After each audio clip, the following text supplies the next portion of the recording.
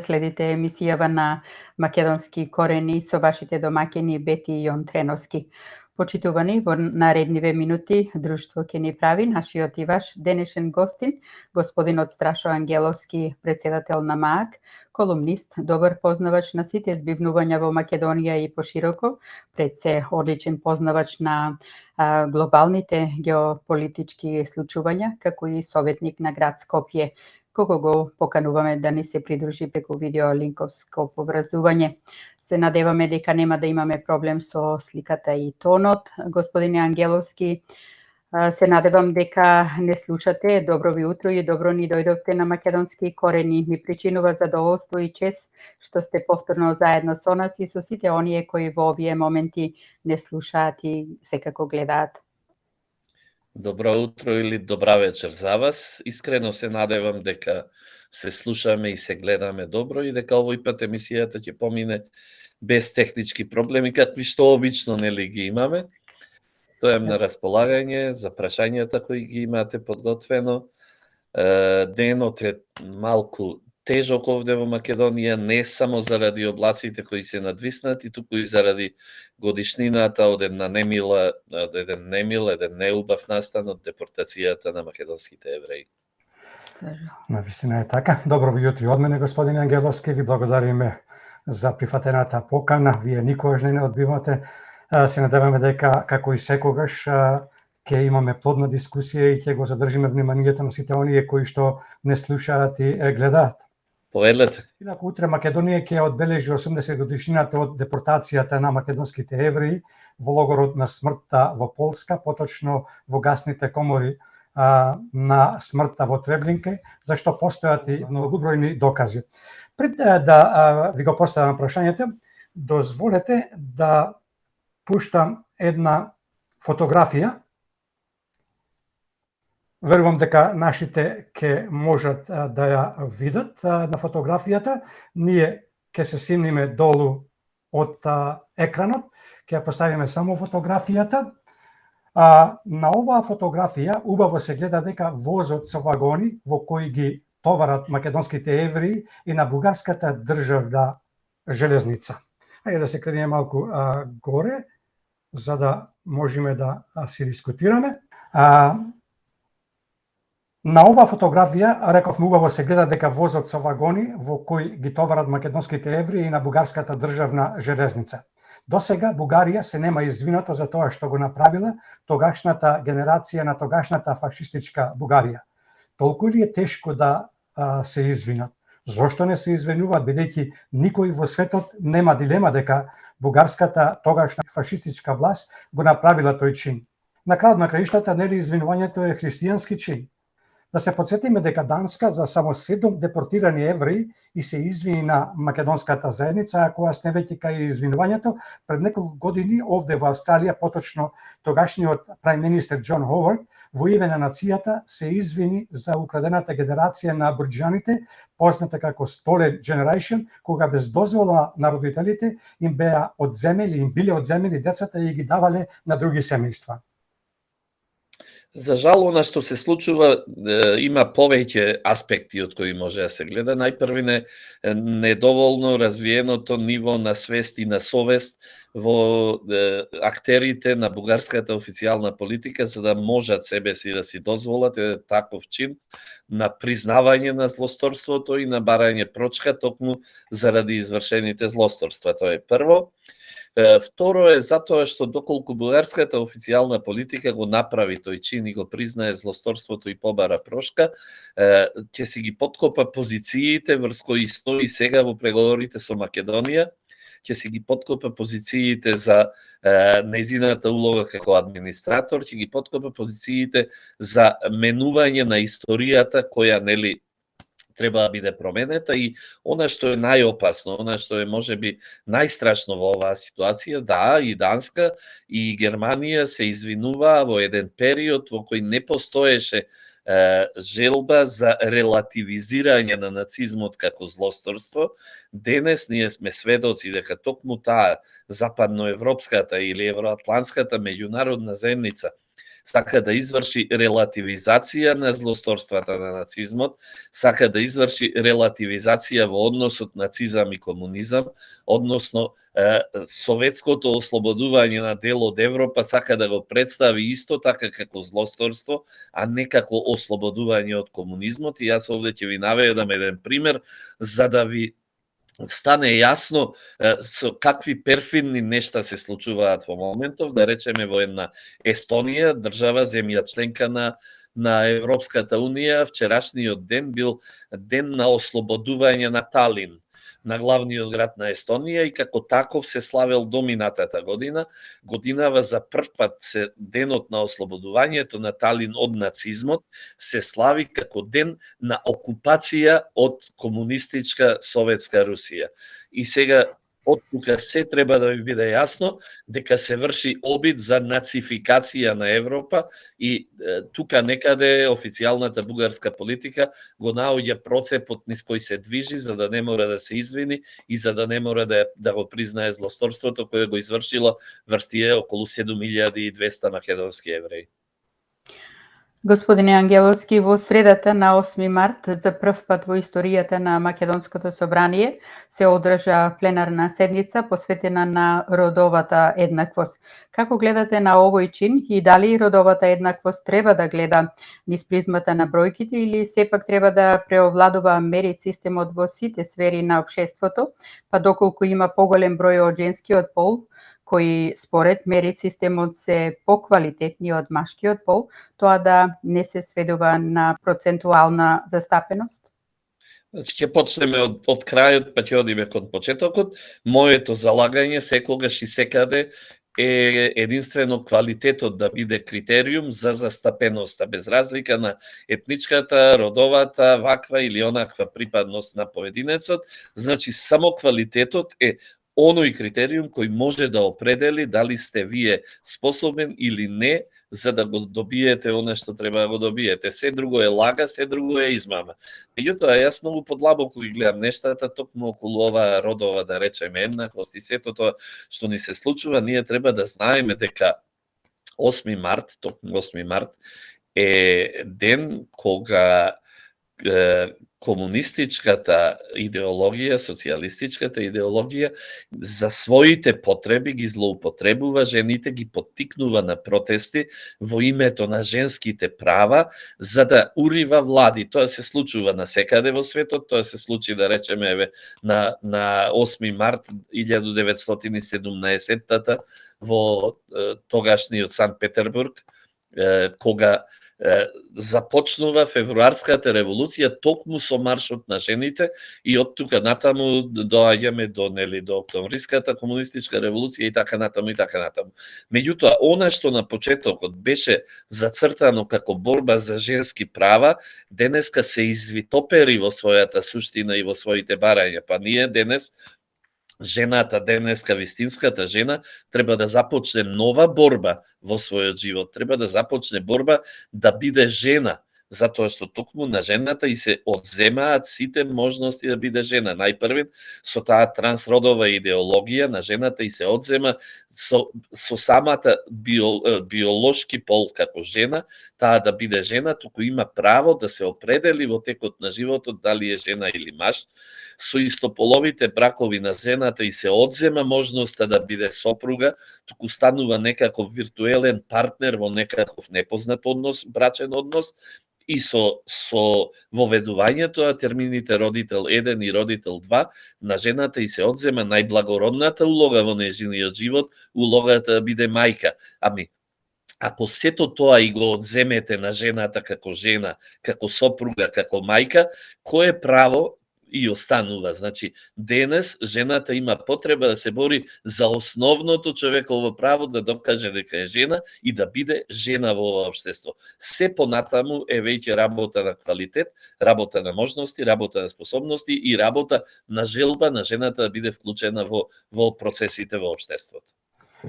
Во средата на 8 март исто така се потпиша договорот за изградба на коридорите 8 и 10D во вредност од 1 милијарда и 300 милиони евра за должина од само 110 километри иако во јавноста излегува информации дека при изборот на тендерот имало неколку спорни моменти, како и тоа дека недела дена пред тендерот владата ги сменила тендерските правила. Договорот е помеѓу Министерството за транспорт и врска, јавното претпријатие на државните патишта и конзорциумот Бекстел и НК. Како ќе го испрокоментирате овој настан? Зошто мораше ваквото потпишување на овој договор на ваков начин да и се представи на македонската јавност и тоа во присуство на дипломатскиот кор, амбасадори на странските држави? Дали ваквата пракса е вообичаена во светот и дали ова што сега се случува со потпишување на договорот е сосема случајно или пак има некоја друга позадина, бидејќи ист ваков договор беше потпишан и пред отприлика 6 недели, некаде на 2 февруари. И ако сакате неколку зборови за изјавите на Ковачевски и Артан групи, поврзани со овој договор за време на пресконференцијата, особено дека ова било историски најголем проект во делот на инфраструктурата. Какви се вашите предвидувања? Ќе започне ли навреме изградбата на овие коридори, како што е предвидено, а тоа е следниот месец, имајќи во предвид дека антикорупцијска веќе отвори предмет за надзорот? Најпрво ќе ви кажам дека не коментирам изјави на луѓе кои едноставно не размислуваат со своја глава, се коментира изјава на некој паметен, се коментира изјава на некој што вреди, кој знае што да каже. Од тука Ковачевски и Груби не ги сметам за луѓе чии изјави треба да се коментираат. Тоа е прво. Второ, бидејќи сатирата е едно од појаките оружја во дискусиите и во политиката, ќе започнам со една сатирична реченица, што ќе се случи од Македонија доколку после 1300 изградени километри патишта, кои нели ова влада ги изгради, со новите 110 километри, нам нема да ни останат ниту пасишта, нема да ни останат ниту тревници, па оваа влада се ќе престори во автопатишта и ќе немаме веќе каде слободно да се прошетаме надвор од асфалтот, нели? Но ајде да ја тргнеме шегата на страна, да проговориме за нештата кои ни се случуваат. Вие знаете дека 2020 година, токму за овие фирми со кои сега се случува договор, токму ова иста влада донесе забрана за случување договори со нив заради нели криминалите кои ги вршеле и така натаму и така натаму. Меѓутоа, ќе ве навратам некаде во 90-тите, односно во периодот од 94-та до 98-та, кога тогашната власт на СДСМ, за да го украде општественото или државното богатство, за да го украде богатството кој го создавале нашите родители, нашите дедовци, заедничкото богатство, во парламентот се изгласа закони со кои таквиот криминал законски го оправда и го заштити.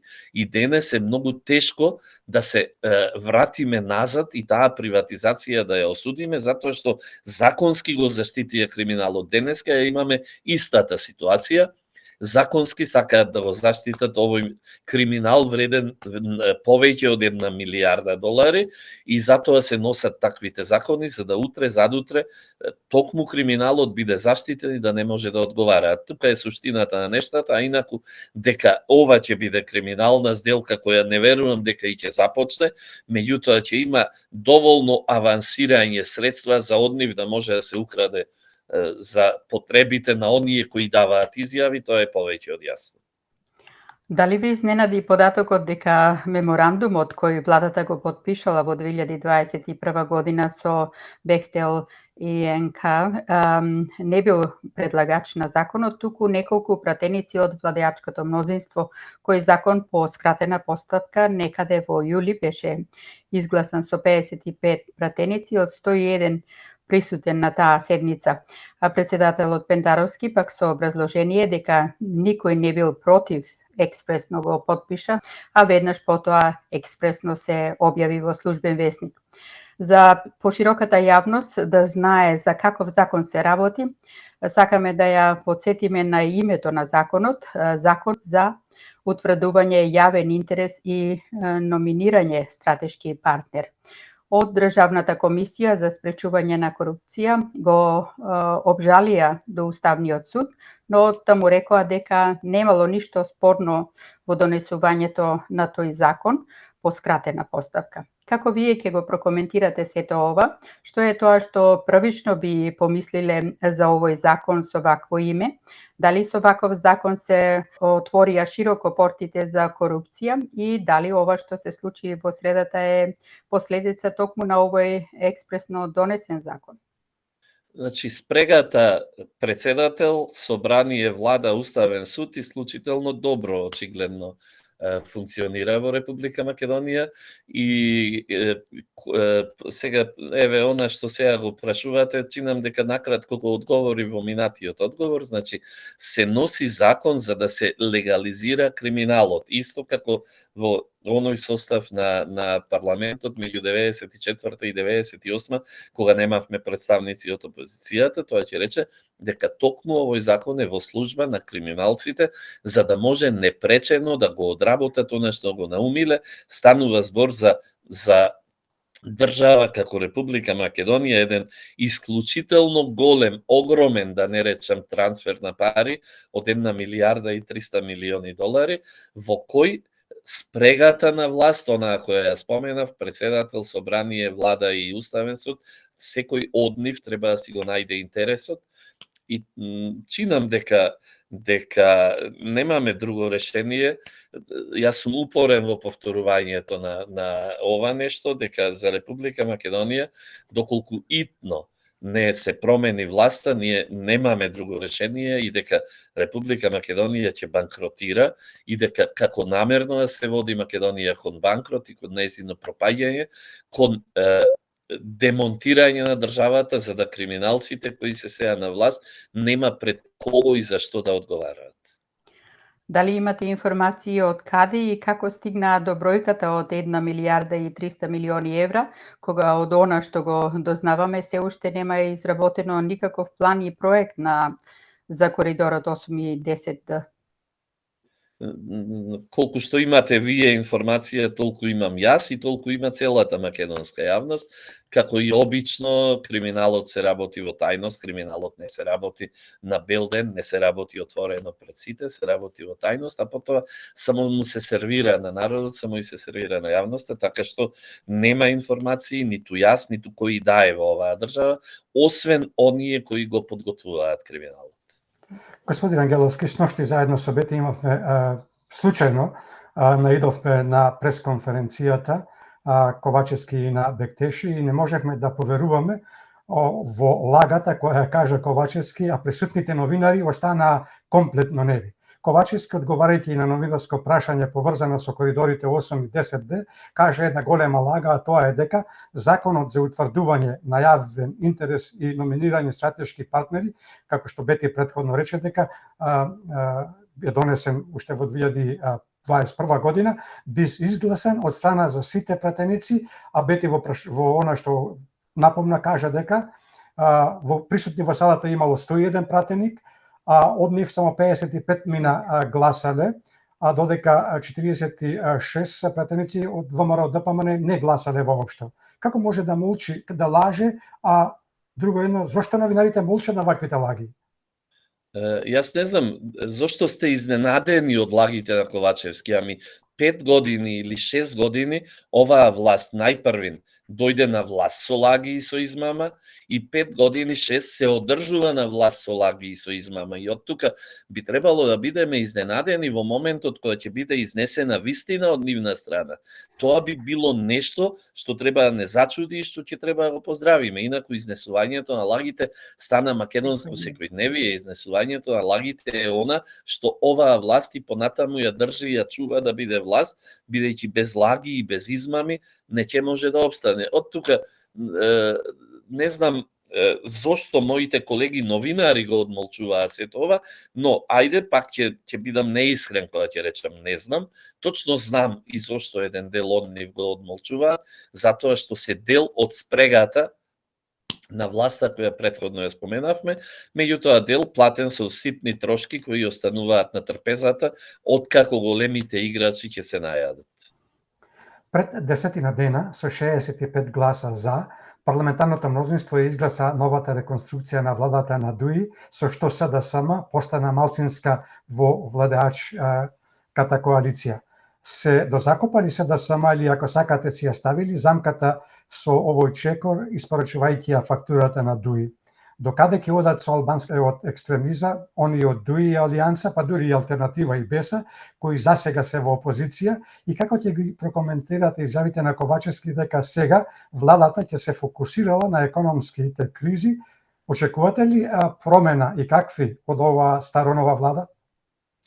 Ајде пак ќе почнеме од крајот кон почетокот. Не очекувам никаква промена и не верувам дека постои нормален човек кој размислува во оваа држава и оние од надвор кои ги следат процесите, а кои очекуваат дека нешто ќе се промени, кои очекуваат дека оваа влада, ваква влада, ќе влезе во битка со економските потешкоти кои ги има Република Македонија.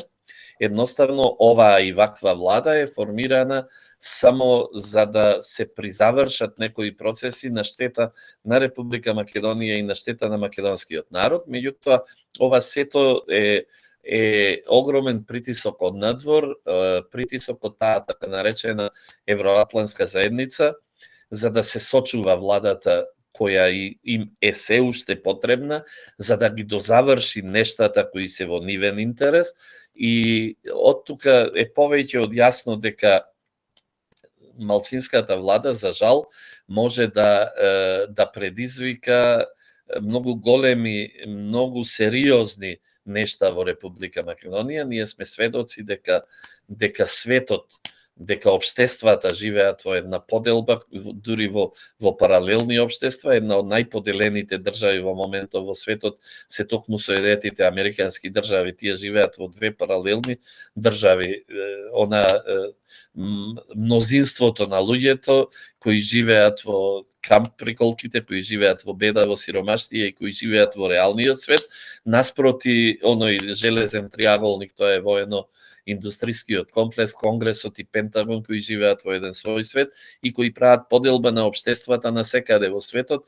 Европската унија, државите на Европската унија се исто така длабоко поделени и, за жал, Република Македонија е длабоко поделена внатре интреетнички, тоест внатре во македонското ткиво, македонскиот народ е длабоко поделен, а сега со ова инсистирање, сите албански политички партии, инсистирање на таа меѓународна заедница, сите албански политички партии да влезат во владата со малцинскиот СДСМ, веќе води и кон една опасна меѓуетничка поделеност и кај фрустрација кај македонскиот народ, затоа што му е повеќе од јасно дека огромното мнозинство од македонскиот народ не учествува во донесувањето на одлуките, туку одлуките за иднината Македонија ги носат албанските политички елити и политичка партија на македонските граѓани, на македонците, која има рейтинг од некој 5, 6 или 7%, што ќе рече дека не представува ниту 10 или 15% од македонскиот народ внатре во таа влада. Како гледате на најновата поделба на Европски и антиевропски фронт? Дали оваа нова коалиција, која ја нарекоа фронт на Европската унија, а во која се и повеќето албански партии, е навистина европска влада со европски вредности и дали ќе им обезбеди уште еден мандат на следното соочување со народот? И кога сме кај европските вредности, како ќе го прокоментирате нивото на комуникација во кое премиерот и првиот човек на владеачката партија и на владата Димитар Ковачевски од собраниската говорница со навредлив вокабулар и се обрати на една пратеничка нарекувајќи ја ружна? Ова ли се тие европски вредности за кои говорат оние од Европскиот фронт кои ги промовираат на патот кон Европа? За ваква ли Европска Македонија сонува македонскиот народ? Најпрво, јас лично морам да го кажам своето мислење. Европските вредности за мене се безвредни. Европските вредности се во целосна спротивност со нашите македонски православни вредности и од тука за мене европските вредности онакви на какви што вредности се инсистира во последниве години, за мене се неприфатливи. Доколку европска вредност е уништувањето на семејството, доколку европска вредност е уништувањето на жената како сопруга, како мајка, доколку европска вредност е уништувањето на мајчинското чувство, тогаш не, благодарам, јас не ги сакам таквите европски вредности. Меѓутоа, гледате, свесни сте дека повторно лагата е таа врз кој се заснова оваа власт и се заснова незиното обстојување.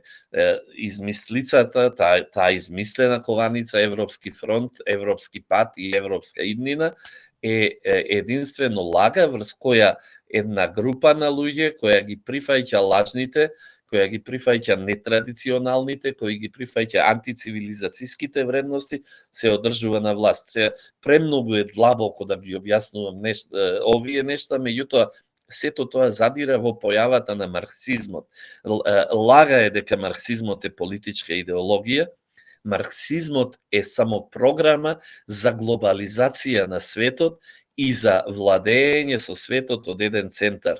Значи, пред 160 и 70 години за прв пат е напишана таа програма за глобализација и денес, врз основа на токму таа програма во марксизмот, вие знаете дека постои дело од умирање на државата, вие знаете дека постои теза за одумирање на семејството.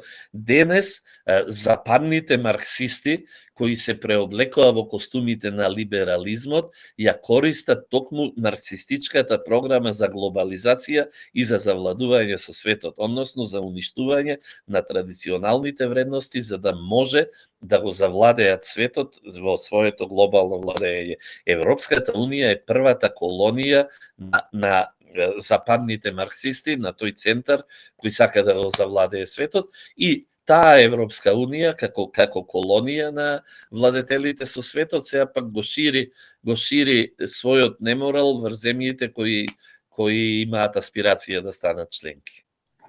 Дали се да СМИ и нивните коалициони партнери со прифаќањето на преговарачката рамка, а со тоа и внесување на билатералниот спор во самата преговарачка рамка со Европската унија, всушност направија историски преседан и ја затвори европската перспектива на Македонија и македонскиот народ со прифаќањето на така наречениот француски предлог.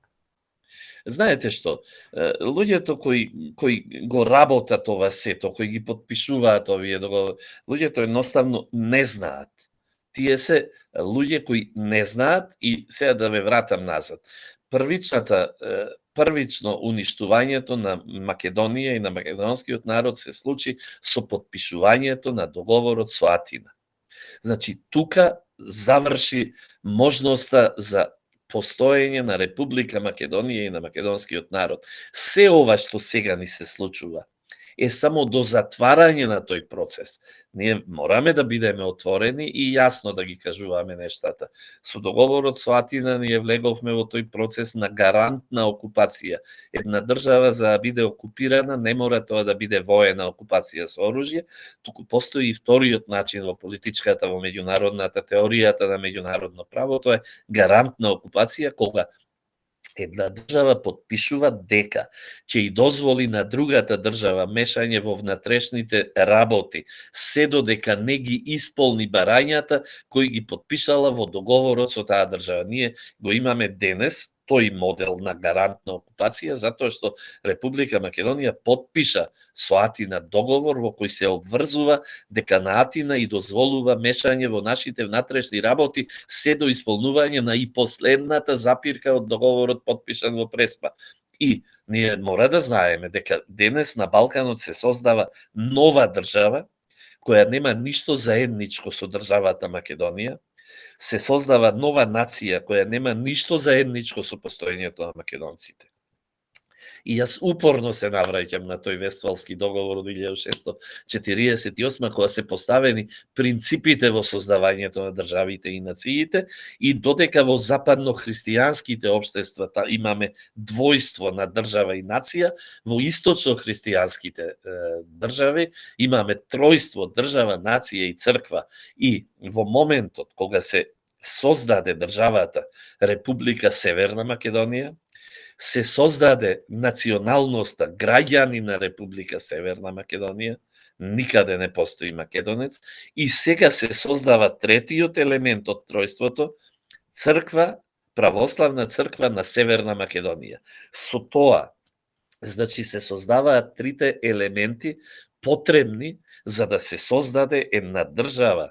Државата Северна Македонија со нацијата северномакедонци и со црквата, православна црква на Северна Македонија. Да се разбереме, значи, после тој договор со Атина, повеќе не постои македонската држава.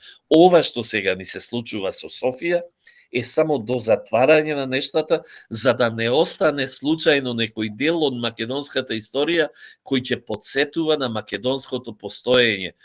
Затоа се инсистира да се одземе и оној дел од средновековието до 1945-та, а јас верувам дека потоа тоа ќе се прошири и до 2018-та и дека целата таа историја ќе биде преземена и уништена и дека ќе започне новата историја од 2018-та, од кога се создаде државата Република Северна Македонија. Тој пример ние го имаме на времето на владењето на црвените кмери во Камбоџа, кога Пол Пот урна се зад себе што подсетуваше на дотогашното постоење на Камбоџа, на историјата на Камбоџа, и таа година ја прогласи за нулта година, односно за почеток на постоењето на Камбоџа. Тоа нешто сега сакаат да се случи со Македонија 2018-та да биде нулта година од која почнува да постои една нова држава со една нова нација и нова црква. Македонското општество како да живее во два света. Лидерот на ВМРО ДПМН Христијан Мицкоски и премиерот Ковачевски ги повторија нивните цврсти ставови околу отварањето на уставот. Дали по завршувањето на скринингот во ноември Македонија ќе ги започне преговорите кои преговори во очите на власта веќе биле започнати и така речено без тронка срам го лажат македонскиот народ, или пак преговарачкиот процес ќе се стави во мирување? Зошто во вакви крајно спротивставени позиции и во ситуација кога е сосема јасно дека двотретинско мнозинство е невозможна мисија, Ковачевски најавува дебатата за уставните измени за почеток на мај? Дали ова најавена дебата за уставните измени е очајнички обид да се спаси нешто што не може да се спаси? И како гледате на целата оваа ситуација, господин Ангеловски? Значи, преговорите ниту ќе започнат, ниту пак некојаш ќе завршат. Да немаме илузии дека тоа нешто ќе се случи. Целата битка е да се заврши оној процес кој претходно говорев, да се затвори за навек македонското прашање, она што 1913-та големите европски сили сметаа дека го имаа завршено, меѓутоа за жал со тек на времето и посебно на 8 септември со референдумот целосно се отвори македонското прашање. За жал, тие и такви големи европски сили веќе на 9 септември утредента почнаа да бараат начин како одново да го избришат, како одново да го затворат македонското прашање. Можно е, значи, можно е да има преговори и можно е членка на Европската Унија да стане новиот државно правен субјект во меѓународните односи. Тоа е, значи, сосем новата држава Република Северна Македонија, во која нема да постои македонскиот народ, и вие сте сведоци зошто е инсистирањето на официјална Софија бугарите да влезат во уставот, па макар и како малцинство, затоа што едноставно според она што ни се случува сега во документите кои ќе мораме до година не сите да извадиме нови документи, едноставно пишува вака дека националност граѓанин на Република Северна Македонија, меѓутоа кај албанците пишува дека албанец, сите се граѓани на Република Северна, меѓутоа на албанецот му пишува албанец, на србинот му пишува србин, на бошњакот му пишува бошњак, значи на сите делови од народите, она што до скоро беа малцинства, им го пишува нивното етничко потекло, така што и на евентуалното бугарско малцинство внесено во уставот на оваа држава, ќе им пишува дека се граѓани на Република Северна Македонија, бугари. И единствено во таквото изјаснување ќе нема да постои можноста да пишува македонец. Тоа ќе рече дека таквата држава со таквата национална структура можеби ќе ги започне преговорите и можеби еден ден ќе стане членка на Европската унија, меѓутоа тоа ќе биде некоја сосема нова држава без постоење на македонскиот народ, македонската историја, македонската култура. Жалам што ова го зборувам, меѓутоа ние мораме со отворени очи да гледаме во реалноста и во вистината, за да можеме да се бориме против таквата реалност. Се додека замижуваме и се додека не сакаме да ја сватиме реалноста која ја живееме, ние не можеме ниту да го определиме оружјето со кое ќе треба да се бориме против таквата грда реалност. Така. Во протоколот кој го потпиша Бујар Османија, кој протокол толку многу го фалат овие од оваа ненародна власт, јасно пишува дека Македонија ќе влезе во Европската унија тогаш кога ќе бидат реализирани обврските од комисијата. Ако е така е, зошто е ова толкаво запинање и брзање да се промени уставот со цел да се вметнат бугарите во преамбулата? Вие кажавте еден дел од тоа. Зарем не е сега полесно да се застане токму сега во оваа фаза и да се направи една длабока анализа, но и долгорочна стратегија со учество на сите парламентарни и вон парламентарни субјекти, како и експертската јавност? Кој е вашиот став? Како понатака? Зошто оваа влада не учи лекција од досегашното авансирање, особено со процесот за договорот од Нивици? Во каква канцерогена состојба ќе не втурнат, ако не дај Боже успеат да го сменат уставот и да ги стават бугарите во него? Значи, треба да сватиме дека доколку оваа влада, доколку оваа гарнитура сака да го сочува македонското постоење, тогаш ќе застане како што велите, ќе анализира, ќе го постави сето тоа на јавна расправа, ќе се консултира со опозицијата. Меѓутоа, тоа е во ситуација кога оваа гарнитура би сакала да го сочува македонското постоење. Оваа гарнитура постои заради спротивното. Оваа гарнитура постои за да ја создаде новата држава Северна Македонија со новата нација и новата црква. Значи, во една таква констелација е нормално нејзе да и се брза да ги исполни нештата кои водат кон создавањето на таквата држава, на таквата државно-правна творба и кон бришење на она што значи македонско. Од тука, токму заради тоа е брзањето, заради тоа е итањето да не дојде до предвремени избори и да не дојде нова гарнитура на власт на која ќе и биде важно обстојувањето на македонските интереси и која ќе се однесува така. Ќе се обиде, но не дека ќе биде лесно и не дека ќе биде едноставно. Кој да дојде на власт, ќе треба со голи раце да ги вади врелите костени од огнот. И не дека тоа ќе биде многу лесно, меѓутоа пред нас барем ќе има отворен фронт за борба.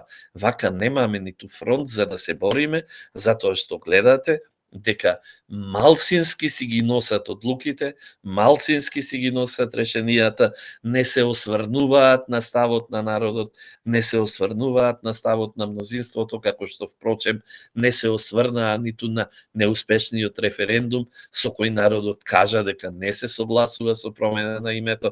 Значи сето тоа си е еден континуитет во непочитување на мнозинското мислење заради реализација на однадвор наметнатата потреба да се формира нов државно-правен субјект во кој ќе се избрише македонскиот народ, македонската култура, македонската историја, македонската традиција, со еден збор ќе се избрише македонското постоење. Во средата на една национална телевизија, вице-премиерот Артан Груби, на прашање од водителот на интервјуто, на кој начин владата планира да обезбеди 80 пратеници, кој тој одговори, цитирам, со гласовите на пратениците на ВМРО ДПМН, завршен цитат. На прашањето кое следуваше од водителот, а кое прашање гласеше како минатиот пат, со закони за амнестија, со уцени, со закани и така натаму. Груби одговори, цитирам, па ќе видиме, сега се размислува, за повеќе некои сценарија имаме дебатирано. а на прашањето какви сценарија груби не сакаше да одговори конкретно, но искористи една флоскула дека имало некои пратеници од ВМРО ДПМН кои верувале во европскиот дух и во европска С Македонија. Што мислите за какви сценарија станува збор или ќе стане збор? Значи, не знам дали воопшто треба да се коментираат нештата, јасно име на сите дека влегуваме во период на невидени притисоци, во период на невидени, да речеме, закани уцени не е само од страна на груби, на човекот кој јас упорно зборувам дека грубизацијата на Македонија е еден процес кој ја води државата во пропаст. За среќа, еве сега и еден добар дел од членството на ДУИ, таа огнена група истото го тврди дека груби треба да биде тргнат затоа што грубизацијата на ДУИ тие сметаат дека нанесува штета и на ДУИ и на државата. Од тука, за жал, јас повеќе сум уплашен од притисокот кој нашите стратегиски партнери од надвор ќе се обидат да вршат и можеби доколку ескалира тој таков притисок, решението ќе биде сите пратеници на ВМРО ДПМН и коалицијата да поднесат оставка и да излезат од парламентот, за да не може врз нив да се изврши тој таков притисок, без разлика дали има простор или не, без разлика дали некој од нив има сторено нешто заради што може да биде уценуван или не, без разлика дали ќе му се закануваат со сигурноста на семејството, со не знам ова или она, затоа што криминалци од типот на груби кои седат во оваа влада, за нив не е свето ниту семејството, ниту децата, ниту безбедноста на семејството на пратениците, доколку сакаат да ги реализираат своите идеи, и затоа мислам дека доколку таквиот притисок ескалира, а верувам дека ќе ескалира, единствено решение за да не се обезбедат тие потребни 8 или не знам колку, 9 или 10 пратеници, ќе биде излегувањето на пратениците од парламентот и едноставно ќе им се одземе можноста да вршат притисок, да се закануваат и да уценуваат било кого. Од пред некој ден во Македонскиот законодавен дом почна расправата за извештајот на Европската комисија за напредокот на Македонија. Дали имавте можност да го зирнете извештајот и каков е вашиот став во однос на резултатите кои се нотирани во тој извештај? Како ќе ја прокоментирате изјавата на вице-премиерот за евроинтеграција Бојан Маричич, кој, опразгувајќи го извештајот, рече дека реформите и динамиката на спроведување зависат токму од пратениците, но и исто така би сакале да го чуеме од вас, да чуеме нешто и неколку зборови за апелот кој го испрати Маричич до опозицијата за да ги остави партиските интереси настрана и да ги поддржи реформските закони и уставните измени, како и за поканата опозиција да испратила експертски тимови за да учествуваат во работните групи кои ќе работеле на трите акцијски планови? Најпрво морам да кажам дека за мене лично е понижувачки некој да ме оценува. Кои се тие луѓе кои никој ниту ги избрал, ниту им дал мандат да оценуваат, да ме оценуваат мене, да ја оценуваат мојата држава и мојот народ. Ќе ви дадам еден пример. Например, господинот Мирослав Лајчак, кој е медијатор во спорот во името на Европската Унија, е медијатор во спорот меѓу Белград и Приштина, потекнува од Чешка, од Чешката република. Чешката република е една од малкуте кои не ја призна независноста на Косово. Мирослав Лајчак, кој е по потекло од Чешка, а од никого не е избран во европските структури, денес се залага за признавање на... Само сакам да ви кажам пример, кои се тие неизбрани луѓе кои треба да вршат оценување на мојата држава, на достигнувањата на мојата држава, прво. Второ, за жал, докажаа тие и таквите дека одлуката за прием на една држава во нивното цивилизацијско друштво, како што сакаат самите да се именуваат, е политичка одлука и не зависи од напредокот во ниту една сфера во било која од државите, и тоа го докажа со приемот на Бугарија и Романија, кога без ниту какви било критериуми, кога без какво и да е оценување на нивните достигнувања, тие беа примени во Европската Унија, што ќе рече дека беше чисто политичка одлука заради потребата да бидат внатре во Европската Унија. Политичка е одлуката Република Македонија да се држи надвор од тој цивилизацијски клуб, и морам да ви кажам дека таквата политичка одлука води одново кон уништување на македонската држава. Зошто? Затоа што држењето на Република Македонија во оваа ситуација на хибернација, односно во ситуација на спиење пред портите на цивилизацијскиот клуб, само економски ја измрцварува, економски ја истоштува оваа држава, а економското уништување на една држава е најлесен начин таа и таква држава да ја елиминирате. Од тука второ или трето или не знам кој е поред, што се оценува во достигнувањата на Република Македонија? Единствено се врши оценка до каде е со имплементација на вредностите, на тие западно-христијански вредности со кои треба да се растури внатрешната поставеност на државата. Тоа ќе рече, се оценува до каде е степенот на човековите права и слободи. Меѓутоа, кога зборуваме за човекови права и слободи, зборуваме токму за оние на ЛГБТ заедницата, на уништувањето на традиционалното семејство и така натаму и така натаму. И од тука, на крајот на краиштата, еве, вие знаете дека оценката е 1,61. Тоа ќе рече нешто малку подобро од единица. Значи, дури ниво таквата сервилна и слугинска сервилен обид да ги инсталираме нивните антицивилизацијски вредности, не сме отишле многу далеко. Оваа ненародна власт многу често се фали дека тие ја внеселе Македонија во НАТО и сега сме биле многу блиску да влеземе во Европската Унија. Кој е вашиот став? Дали навистина оваа ненародна власт ја внесе Македонија во НАТО, или пак и вие мислите како и ние и како мнозинството македонски народ дека други сосила не внесоа и тоа спротивно од волјата на македонскиот народ и дел од македонските граѓани? Значи, Република Македонија не е членка на НАТО. На НАТО ниту пак му требаше Република Македонија, на НАТО му требаше територијата на која се наоѓаше Република Македонија.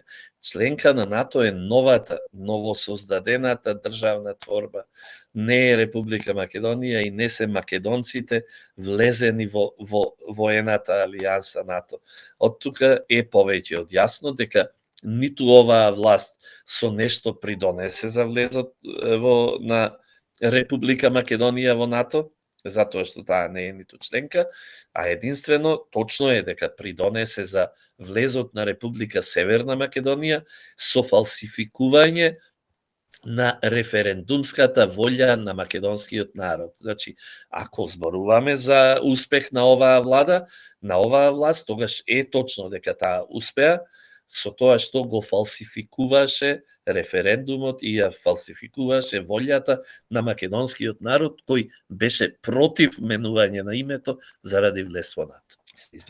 Така, македонскиот народ во последните 5-6 години има доживеено најмалку 3-4 пати мајоризација во сопствената држава. Да се подсетиме, 2 пати е избрана влада со мајоризација на македонскиот народ. Изборот на председател Пендаровски е исто така со мајоризација врз македонскиот народ. Преспанскиот договор исто така побина со мајоризација врз македонскиот народ, како и така наречениот француски предлог. Дали и промената на уставот ќе ни се случи со мајоризација врз македонскиот народ? Ако тоа не дај Боже се случи, со какви последици се соочиме ние македонскиот народ и македонските граѓани, па дури и Македонија како држава? до кога ќе дозволуваме други да ни ја круат капата, односно еднината, и да одлучуваат за нашиот идентитет, јазик, историја и културните идентитетски прашања? Знаете што, ние прифативме, за жал, со Охридскиот рамковен договор и со воведувањето на така нареченото Бадинтерово мнозинство, ние прифативме да живееме во систем на етнички апартхеид. Ние македонците го прифативме тоа и ние го живееме системот на етнички апартхеид, кога малцинството одлучува за мнозинството, за интересите на мнозинството, одлучува за интересите на државата и за интересите на сите граѓани. Ние сме сведоци дека тоа ни се случува од 2001 наваму и дека тоа е судбина која многу тешко ќе успееме да ја измениме. Јас ги гледам нештата, колку се бизарни тие нешта кои ни се случуваат, да речеме за која и да е одлука која се однесува на културата, ние секоја одлука, еве дури и во Советот на град Скопје, мораме да ја носиме со Бадинтерово мнозинство. И сега, доколку ние сакаме, како Совет на град Скопје, например, да оддадеме почет на некој македонски творец, македонски културен работник, можно е, доколку немаме доволно гласови од малцинството, тоа да не можеме да го сториме. Замислете до каде влегува таа бизарност, таа веќе ги разјадува сите пори на македонското општество, тоа не е мајоризација во она едноставна смисла, туку тоа е веќе апартхеид кој ние го живееме и за жал, ќе речем, многу тешко тоа ќе може да се промени, затоа што еднаш стекнати права, кои се антицивилизацијски, меѓутоа кои се стекнати, за жал многу тешко се менуваат и затоа ни се случуваат нештата кои ни се случуваат и носителите на власта во апартхеидот се тие кои одлучуваат еве и за иднината на мнозинството, на мнозинскиот народ. Вие гледате министерот за надворешни работи, не знам, владините коалициони партнери на малцинскиот СДСМ се тие кои одлучуваат како ќе биде поставена Република Македонија во односите кон Софија, како ќе биде поставена во односите кон Европската Унија, без при тоа да се води ниту 0,1 промил да се води сметка за интересите на македонскиот народ. Како ќе продискутирате информацијата дека ќе бидат разрешени околу 40 на функционери, како директори и заменици директори, од кои повеќето беа кадар на алтернатива, која неодамна нели излезе од владата, а на нивно место ќе се назначат исто толку функционери, кадар на алијанса која влезе во владата на местото на алтернатива? Зарем треба коментар? Кога зборувавме за родовата еднаквост, го прокоментирав тоа дека нам ни требаат луѓе кои ќе ги заземаат позициите заради својот квалитет, а не заради родовата, етничката или партиската припадност. Меѓутоа, за жал, е веќе заживеа на практиката во Република Македонија, доколку не сте дел од власта, дека веднаш се тргаат и вашите директори, па вашите заменици и така натаму, до последниот член на вашата партија, која веќе не е дел од власта, и на нејзино место доаѓаат оние кои нели стануваат дел од власта, и тоа е за жал ситуацијата која Република Македонија води кон пропаст. Не можете вие да функционирате како држава со кадри кои се таму само заради тоа што се партиски членови. Јас тоа го споредувам со, да речеме, функционирањето на филхармонијата. Замислете си по тој партиски и етнички клуч да треба 5 од виолинистите да бидат од партијата која доаѓа на власт од македонските албанци. Тие се немаат виолинисти, меѓутоа ќе стават 5 луѓе затоа што ним им следуваат местата. Ќе функционира ли потоа филхармонијата или тие само ќе стружат со гудалата по виолините и звукот ќе биде никаков? Вака изгледа смешно, меѓутоа така ни функционира и државата, тие си стружат со гудалата по виолините, а при тоа не работат ништо функционално за оваа држава. Господин Ангеловски, имаме намера да поставиме доста прашања, не знам колку е можно, малку барем побарго. Ненароднова влада се изгледа веќе започна со припремата за задавање на последниот удар врз опстанокот на Македонија. Наголемо го подсетуваат македонскиот народ и македонските граѓани дека до година ова време сите во Македонија ќе мора да ги менуваат личните документи за да во нив се содржи името на ново формираната држава, произлезено од антицивилизискиот договор од Нивици. Дали со ова, а како последица на одлуката на неуставното парламентарно мнозинство, кој на некој начин на нас македонците ни го одзеде правото да си ја именуваме државата со незиното вековно име, ќе успеат да не одмакедончат и каде ќе не одведат понатамошните процеси во Македонија преку ваквото забрзување за целосно одмакедончување на македонците. Какви последици ќе сноси македонскиот народ и Македонија како резултат на новите документи и новиот идентитет? Има ли излез од ваквата ситуација, односно состојба? Ако го дефинираме она што ни се случува со вистинското име, односно онака како што во медицината се вели, ако ја најдете диагнозата, ќе го најдете и лекот. Значи, ако го дефинираме со вистинското име, ќе го најдеме и лекот. Како да се спротивставиме? Вистинското име е дека Република Македонија е под окупација. Република Македонија е окупирана од внатрешните окупатори и со тоа ќе го подкрепам со она што ни се случува. Вие знаете дека во времето кога била српската окупација или бугарската окупација, на македонците во документите им било забрането да се пишат македонци. Македонската православна црква била именувана како српска или како бугарска во зависност од тоа под чија окупација сме се наоѓале. Во образовниот систем било забрането да се учи македонската историја, односно се учела историјата на окупаторите, онака како што ним им одговара. Ако го погледнеме она што денеска ни се случува, ние денес го имаме истото. Ние имаме забрана во документите да се пишуваме македонци, односно треба да се пишуваме според желбата на окупаторот северно македонци. Македонската православна црква ќе се преименува според името на окупаторот, Православна црква на Северна Македонија. Името на државата се преименува според желбата на окупаторот, држава Република Северна Македонија. Од тука, ако сватиме и ако знаеме дека Македонија е внатрешно окупирана држава, се знае кое е решението за борба против окупаторите. Онака, како што сме се избориле против надворешните окупатори, исто така сега треба да се избориме против внатрешните окупатори и никако поинаку. Револуција, меѓутоа најпрво револуција во умот, револуција во духот, која потоа револуција ќе се излее по улиците на Македонија и ќе ја урне оваа внатрешно окупаторска власт. Во понеделникот вечерта се случи еден немил настан во Скопје, поточно во старата Скопска чаршија, во кој настан двајца го загубија животот, а еден беше ранет.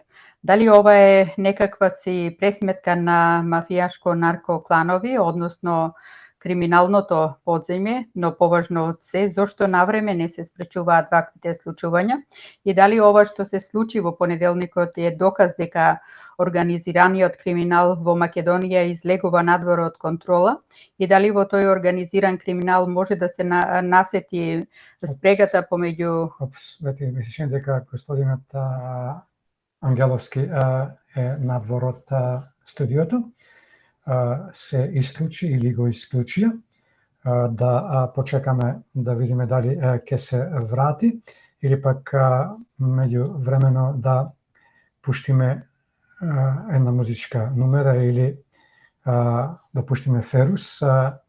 Еве го страшно се враќат. Само да видиме дали да. Јас се извинувам. Се слушаме? Да, поведете. Так. Се надевам дека се слушаме, не знам кој и зошто ме исклучи од гостувањето. Зарем нема кој. Ќе продолжам со прашањето, дел од прашањето. Дали ова што се случи во понеделникот е доказ дека организираниот криминал во Македонија излегува надвор од контрола и дали во тој организиран криминал може да се насети спрегата помеѓу криминалците и државата, поточно владата, власт, судство и обвинителство.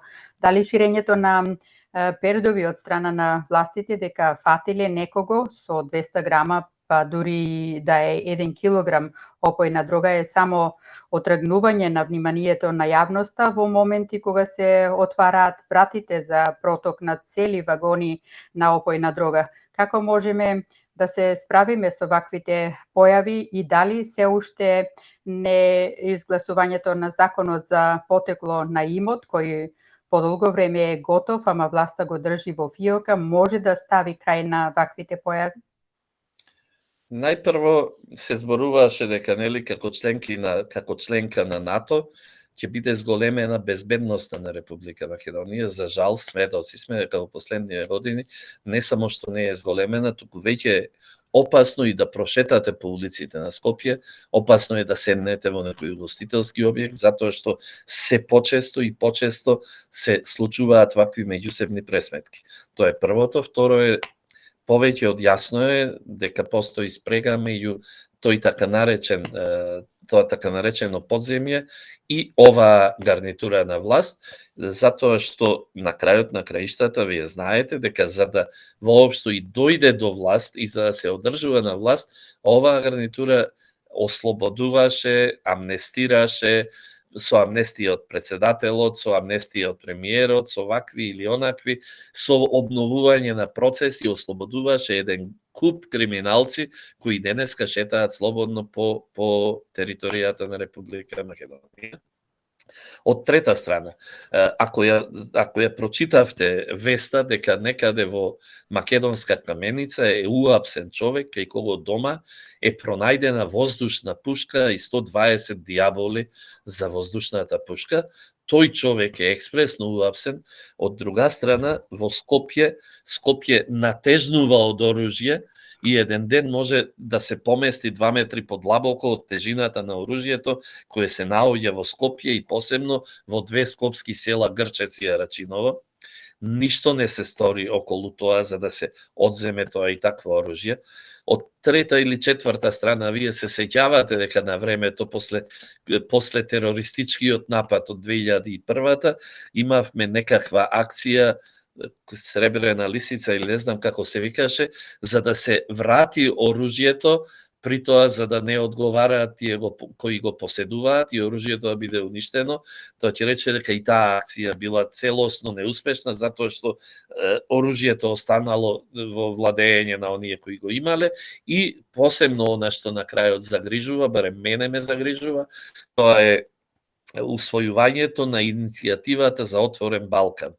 Дури тогаш ќе видите што ќе се случува по улиците на Скопје, доколку ја усвоиме и доколку ја реализираме иницијативата Отворен Балкан, со кој ќе се поврзат Србија, Албанија и Македонија, утре задутре најверојатно и Косово, и тоа ќе биде рај, еден заштитен рај за криминалците, еден рај во кој нормалните луѓе просто не ќе можат ни да прошетаат по улиците. За недела дена, поточно на 18 март, во Скопје ќе се сретнат Александар Вучич и Курти, а премиерот Ковачевски ќе биде домаќин на таа средба под покровителство на Европската Унија. Очекувате ли да има напредок во диалогот Белград-Приштина, кој и зошто ја туркаат Македонија да посредува во конфликт на други две соседни земји? Дали со ова Македонија всушност насила ја турка да се меша во внатрешните работи на Србија и на Косово?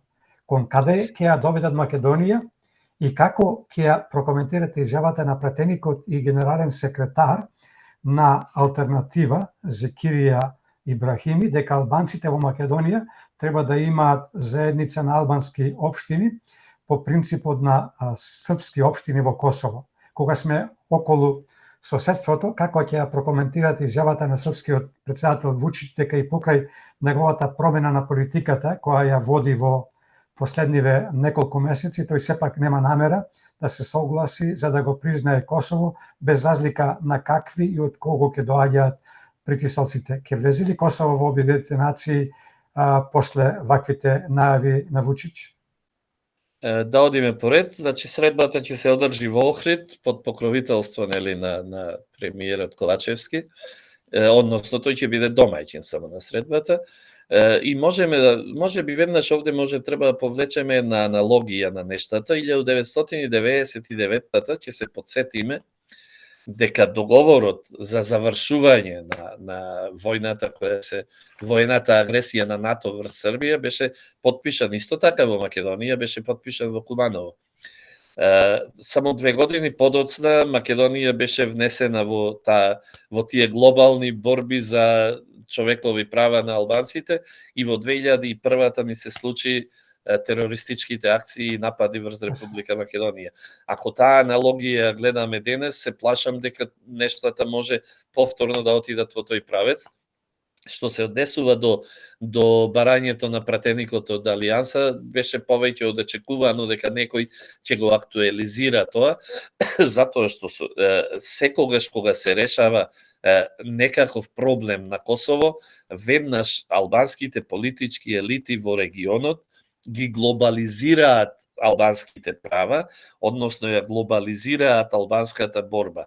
И веднаш ги вмешуваат тука и Република Македонија и сите територии каде што живеат албанци според нив, нели? И беше очекувано да се случи тоа.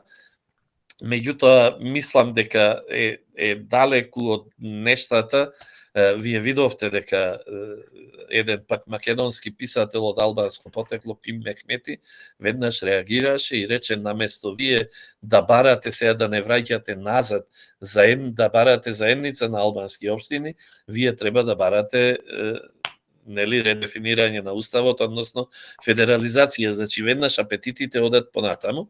Што се однесува до односите меѓу Србија и Косово, Србија се наоѓа под еден неверојатен притисок од евроатлантската меѓународна заедница, притисок кој го трпеше Република Македонија пред паѓањето на владата на Никола Груевски. Се обидуваат на 2 начина да влијаат во Србија за да попушти и да го признае Косово. Првиот начин, морковот и стапот. Првиот начин е на Србија и доделија 610 милиони неповратни средства за изградбата на брзата пруга од Белград до Ниш и 120 милиони неповратни средства за енергетиката, за развој на енергетиката, со што сакаат да купат дел од српската јавност за постигнување на своите цели. Од друга страна пак заканите, уцените кон Вучич и кон целата српска политичка номенклатура се повеќе од јасни. Барањето да воведат санкции, Србија одолева на српската политика, одолева на тие и такви нешта, меѓутоа повторно сега ќе речем аналогијата меѓу случувањата кај со уривањето на Груевски и сегашниот обид можеби за уривање на Вучич. На 18 март за Белград е закажана еден вид шарена револуција. Тоа е денот кога беше на годишнина од денот кога беше извршен погромот врз србите во Косово. Шестата колона, одна што јас го зборувам за Република Македонија, постојат 5 колони, како што генералот на Франко Емилио Мола кажа, јас одам рече со 4 колони кон Мадрид, 5-тата ме чека внатре за да ми помогне. СДСМ ги има 4 колони, тоа е нивните алчни членови, не сите членови, туку оние алчни за власт и за пари, медиумите, меѓународната заедница и невладините организации, тоа се 4 колони, албанските политички партии се 5-тата колона и сега 6-тата колона која маршира низ Македонија, тоа се луѓе кои излегуваат од СДСМ, формираат партии и стануваат поголеми патриоти од десничарите и од македонските патриоти, за да укажат на неспособноста на македонската десница, на македонската национална структура да се бори. Истото сега му го прават во Србија, се создава 6-тата колона, односно се создаваат поголеми патриоти од патриотите, поголеми папи од папата и во едно такво менгеме е сега ставена власта во Србија, но ќе видиме што ќе се случи. Србите се подготвени во ниту еден случај да не прифатат признавање на Косово и негово членство во Обединетите нации. Од друга страна, таа и таква меѓународна заедница, евроатлантската заедница, наместо да ја го притисне Косово, да си ги изврши врските кои веќе со години не ги извршува, формирањето на заедницата на српски општини, таа вчера воведува безвизен режим за граѓаните на Косово. Со тоа ја покажува целата своја дволичност и двојните стандарди, наместо вршење притисок, таа го наградува Косово заради тоа што не ги извршува своите обврски во договореното со Белград. Од тука останува да видиме како ќе се одвиваат нештата, меѓутоа дека ќе дојде до нормализирање на односите скоро нема да дојде, а дека ќе се обидат и Република Македонија да ја внесат во тоа немирно решавање на албанското прашање во регионот е повеќе од сигурно. Пред да се префрлиме на состојбата во Украина, уште едно прашање поврзано со Косово и Србија. Какви се вашите очекувања? Ќе го прифати ли косовскиот премиер Курти барањето од страна на меѓународната заедница за формирање на српски општини во Косово? Спомнавте нешто.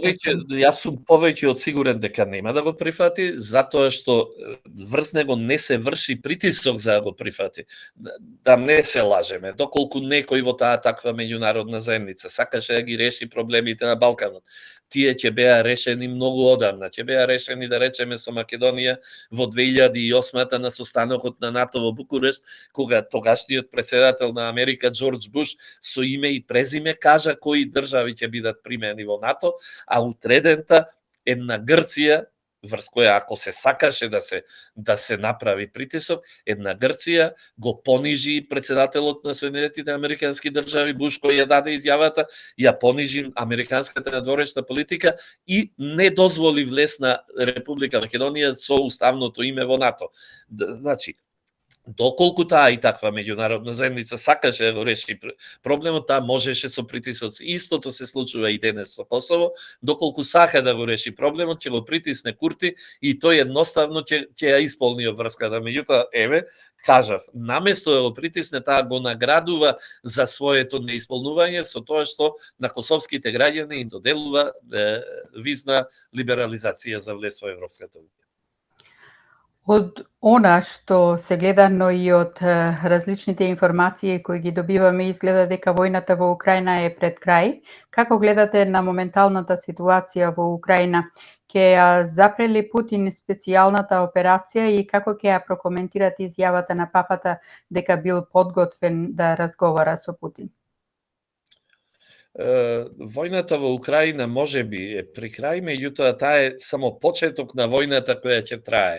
Не е ова војна за територија на Украина, не е ова војна за ова или за она. Ова е едноставно војна за воспоставување на мултиполарен свет. И таа и таква војна ќе продолжи. Понатаму мултиполарноста е еднината на светот, мултиполарноста е неминовност. Се обидува западно-христијанската или евроатлантската заедница која сака да доминира со светот, се обидува да ја сопре мултиполарноста, меѓутоа е повеќе од неможно, затоа што таа својот обид за глобализација на светот го врши по идеолошка основа, односно секаде онаму каде што бара, каде што сака да влезе и да го глобализира, бара сите држави да бидат променети режимите во режими кои не се одговараат, бараат да бидат воведени идеолошките вредности кои тие ги бараат. Од друга страна, вториот центар на глобализација е Пекинг, односно Кина, која не бара ништо идеолошко, која влегува само со пари, со кредити, со помош за инфраструктура и така натаму и така натаму. Таа е битката за мултиполарен свет, а дека војната во Украина ќе заврши до крај на оваа година, нека ви послужи податокот дека до година и Соединетите американски држави и Руската федерација имаат председателски избори. Тоа ќе рече ниту еден од нив не може да си дозволи да влезе во председателски избори со војна која се уште се води. Господин Ангеловски, разговоров сакаме да го продолжиме повторно на домашни теми, од кои ќе произлезат прашања за кои се надеваме дека нема да ви треба да дадете долги одговори, можеби по минута на прашање, ако можете да се обидете. Јас навистина се извинувам, меѓутоа некои нешта бараат подлабоко објаснување за да можат гледачите да ги сватат нештата. Така, јасно ни е, јасно. Ви благодариме. Овие од власта често пати велат дека имале храброст и дека носеле големи и храбри одлуки, мислејќи на зачинувањето на НАТО, подпишувањето на договорот од Нивици, подпишувањето на договорот за добрососедство, прифаќањето на така наречениот француски предлог и така натака. Дали тоа е навистина некаква храброст или пак повеќе непромисленост? Ние не можеме да оцениме по која методологија работаат овие од нова ненародна власт. Дали можеби вие можете да видите методологијата по која работаат пред се Министерството за надворешни работи или пак работаат без никаков план? Знаете што, лесно е да бидете храбри кога некој ви го држи стравот. Оваа власт е инсталирана власт и нивниот страв го штити меѓународната, таа евроатлантска заедница која ги инсталира и која упорно им кажува терајте и работете како што ви велиме, а ние стоиме во позадина и ве штитиме. Тоа е нивната храброст, а инаку дека постои методологија не постои, работат од ден во ден, работат онака како што ќе им се наложи дента, онака како што, да речеме, утрото ќе стане евроамбасадорот или ќе стане американската амбасадорка и ќе донесе денеска одлука и македонските власти ќе треба така да го работат тоа. И тука да не се лажеме, значи ниту имаат методологија, ниту имаат знаење, ниту имаат можности да работат во интерес на државата и на народот, туку работат само во интерес на наредбодавачите. Јас на неколку пати имам повторено дека за добриот слуга не постои лош господар. Од тука за нив нема лоши господари, сите оние кои ги плаќаат, сите оние кои им наредуваат, за нив се добри господари. Вие сте еден од првите дипломирани новинари. Како гледате на односот на дел владата спрема новинарите и како гледате на неколегијалноста помеѓу самите новинари, зашто претходно и спомнавте? Пред некој ден Артан Груби си играше мајтап, така речено, со неколку новинари, а останатите останаа неми. Треба ли во вакви случаеви сите новинари поради ако не за друго, туку заради колегијалноста и поддршката, демонстративно да ја напуштат пресконференцијата? Точно, јас сум еден од првите генерации дипломирани новинари во Република Македонија и имам свое мислење околу новинарството. Најпрво, јас упорно говорев дека во новинарството треба да работат само новинари, овде во Република Македонија, затоа што новинарството е онака опасно како што е медицината. Ако во медицината не можеме да вработиме агроном да врши операција, исто е и во новинарството. Ако во медицината заради неквалификуваноста на лицето кое работи може да дојде до една жртва, заради неквалификуваноста на лицата кои работат во новинарството, жртва може да биде цел народ и цела држава, како што впрочем и ни се покажува. Второ, за жал, еден огромен дел од новинарите се платеници на оваа власт и знаете, ако некого го плаќате, тогаш може него и да го понижувате. Затоа така и се однесува власта кон еден дел од новинарите, не сакам да ги навредам сите, не сакам да ги генерализирам нештата, меѓутоа еден добар дел од новинарите се платени од оваа власт и заради тоа молчат на понижувањата кои оваа власт им ги сервира, а што се однесува до колегијалноста, знаете како е, нели, она што велат, денеска ме заболе мене со тоа што ми се случува, утре го заболе другиот, задутре третиот, четвртиот, кога ќе ги заболи сите, дури тогаш ќе станат колегијални, меѓутоа кога ќе ги заболи сите, ќе биде веќе многу доцна. Како ќе ја прокоментирате изјавата на премиерот Ковачевски дека не било важно што мисли народот, туку било важно што мисли и што сака тој, додавајќи дека на него му било да носи тешки одлуки и да ги внесе бугарите во уставот. Како ќе ја прокоментирате изјавата која оди во контекст дека ако во минатото се слушал гласот на народот, Македонија денес ќе била без рамковен договор и надвор од НАТО. Мислиш дека Бети има подготвено едно краток видео запис од оваа изјава, па предлагам да го слушнеме. Во 2001 година ние уште ќе немавме Охридски рамковен договор. Ако ги погледнете анкетите, приносењето на договорот од Преспа, ние уште немаше да бидеме членка на НАТО.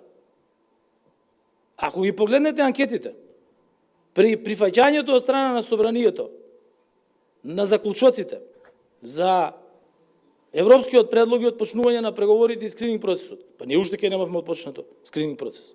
Исто и сега. Лидерството е да донесете одлука за иднината на сегашните и на идните генерации, а не да се криете зад народот. Поведете.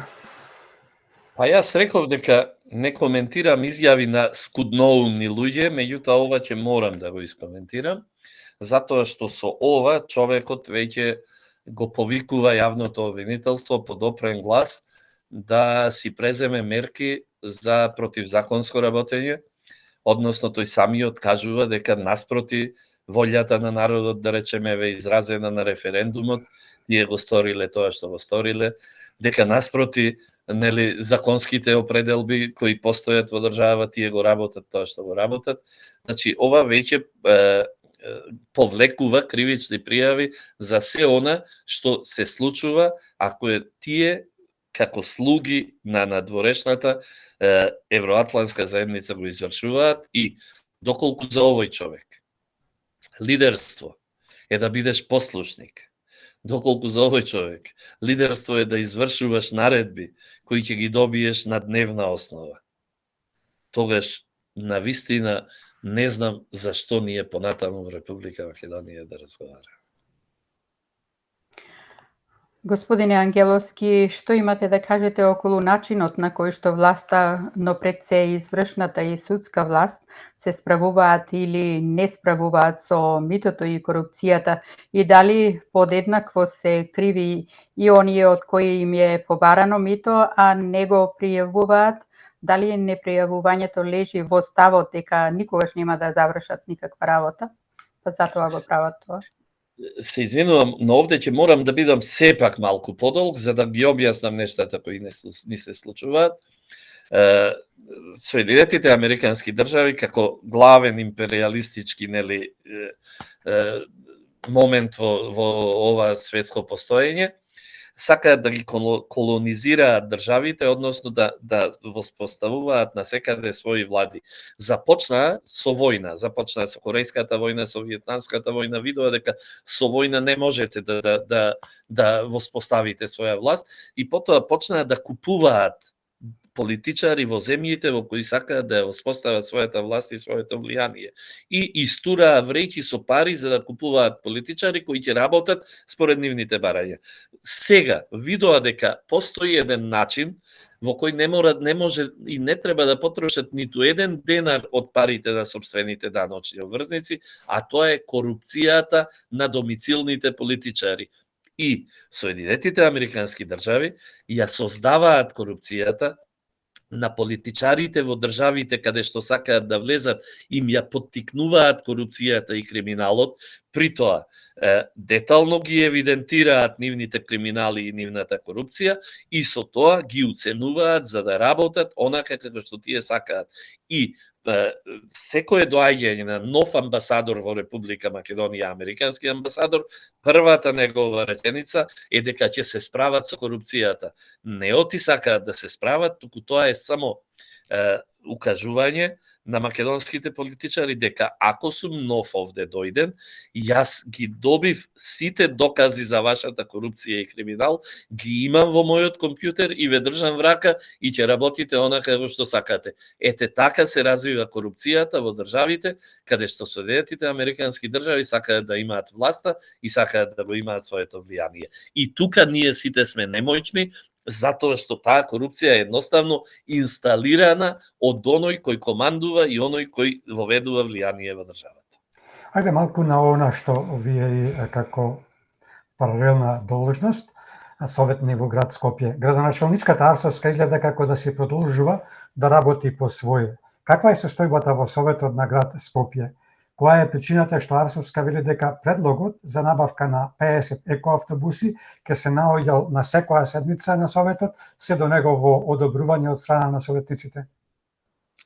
Знаете, најпрвен политиката е компромис.